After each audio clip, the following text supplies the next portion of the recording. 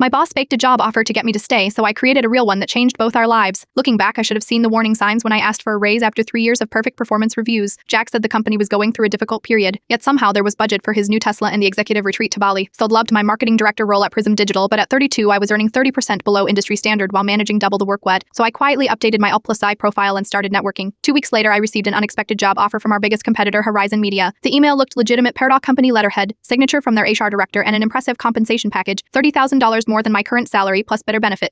When I brought this to Jack for a counteroffer discussion, his reaction surprised me. Instead of disappointment, he seemed almost prepared. "We can't lose you, Tassage," he said, suddenly finding room in the budget for a $20,000 raise and extra vacation days. Something felt off, but I accepted. The money wasn't as good as Horizon's offer, but I liked my team, and the devil you know, right? That night, I emailed Horizon to decline. Their confused response came minutes later: "We haven't extended any offers recently. Can you forward what you received?" My stomach dropped. The email address was slightly off: horizonmedia.com instead of horizon-media.com. The offer was fake. I confronted Jack the next morning. He denied everything, of course, but his assistant Claire pulled me aside later. "He asked IT to create the fake offer," she whispered. "He knew you were looking and wanted to keep you without paying market rate." I was furious but didn't show it. Instead, I smiled through our next meeting while a plan formed in my mind. That weekend, I contacted 3 of our biggest clients, Parentian, ones I had personal relationships with and had grown by over 200% each. I explained I was exploring new opportunities and asked if they'd be open to working with me elsewhere. All 3 enthusiastically said yes. Then I reached out to a former colleague who had started her own agency. "What would you say to bringing on a marketing director who comes with 3 major clients?" I asked hypothetically. Her response was immediate: "I'd say show me where to sign." By Monday, I had a legitimate offer letter, part salary, 15% equity in the growing agency, and a position on the leadership team. I didn't show it to Jack. Instead, I drafted a detailed transition plan for my accounts, organized my files, and documented all my processes. On Friday, I submitted my resignation with 2 weeks' notice. "You can't leave," Jack sputtered. "We just gave you a raise." "Actually, I found a better opportunity," I replied calmly. "And this one's real." His face when I handed him my offer letter was worth more than the raise. "These are our clients," he said, pointing to the accounts listed in my new role. "They were," I corrected him. "They've decided to move with me." The company scrambled to keep the accounts, but clients choose people, not companies. By the time I left, Jack was facing difficult questions from his board about losing 3 major revenue streams. 6 months later, Prism Digital was acquired by a larger agency. Jack was let go during restructuring. My new agency, however, has doubled in size, and we just moved into a bigger office. Yesterday, I received a listen message from Jack. "Any openings on your team?"